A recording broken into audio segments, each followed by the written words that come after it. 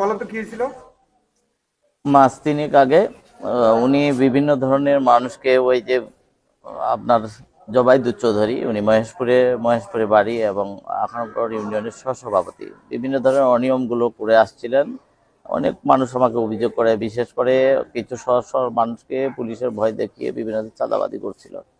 এগুলোর উপর আমি একটা স্ট্যাটাস দিই। পরবর্তী পর্যায়ে আমাদের সিনিয়র সাংবাদিক বিশাল ভাই সহ, বিশাল মামা সহ, এটা একটা মিউচুয়াল হয়ে যায় এবং সেই জিনিসটা রেশ কেটে যায়।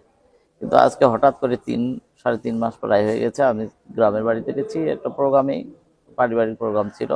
সেখান থেকে মাগরিবের নামাজ পড়ি, ওই মহেশপুর বাজারে মসজিদে নামাজ পড়ার পরে একজনের সাথে দেখা, তার সাথে আমি চা খেতে ঢুকছি একটা দোকান থেকে চা খেয়ে আমি বের হয়ে আসবো বাসার দিকে। ঠিক সেই মুহূর্তে উনি সামনে আসে, বলতেছে কেমন আছো? আমি বলছি ভালো আছি ভাই, আপনি ভালো আছেন? জি।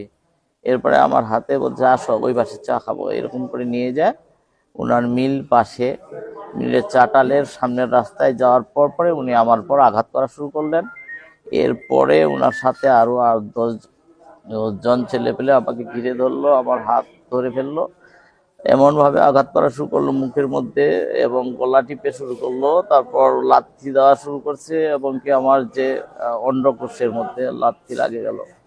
এরপরে ওরা আমাকে ধরে নিয়ে প্রায় 50-60 জন ধরে নিয়ে গিয়ে আমাকে মিলের ওখানে আটকা রাখলো। এখন আমাকে মাইর দেওয়া শুরু করছে, মোবাইল আমার কেড়ে নিল, চশমা ছিল, চশমাটা ভেঙে পড়ে গেল, কারণ আমাকে প্রচুর চর মারা শুরু করছে, ঘুষি মারা মুখের মধ্যে। দেখলাম যে আমার ব্লাড বের হচ্ছে মুখ দিয়ে, ভিতরে দেখলাম যে ঘুষি মারার কারণে ভিতরে আমার কেটে গেল দাঁত দিয়ে। আর আমার গলা টিপে ধরলো ওরা এখানে, বলছে বেটা আজকে তোকে মেরেই ফেলবে, বেটা খুব বড় সাংবাদিক হয়ে গেছিস, বেটা আজকে দেখে নিবো বেটা তুই কত বড় সাংবাদিক।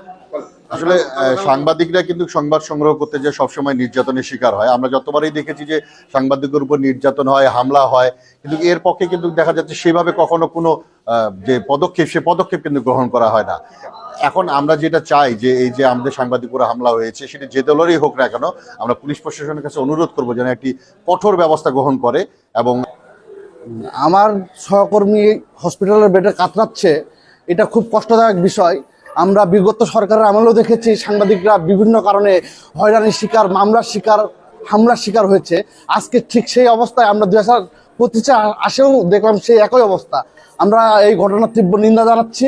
এই ঘটনার সাথে যারা জড়িত তাদেরকে দ্রুত আইনের আওতায় আনতে হবে। এছাড়াও পুলিশ প্রশাসনকে কঠোর ব্যবস্থা নিতে হবে, না হলে সাংবাদিকরা কঠোর আন্দোলন গড়ে তুলবে। সেটি যেন না করতে হয়, এটি আমরা দেখব যে আজকে রাতের মধ্যে সেই নেতাকে ধরে নিয়ে আসছে কিনা, এটি এখন আমরা দেখব।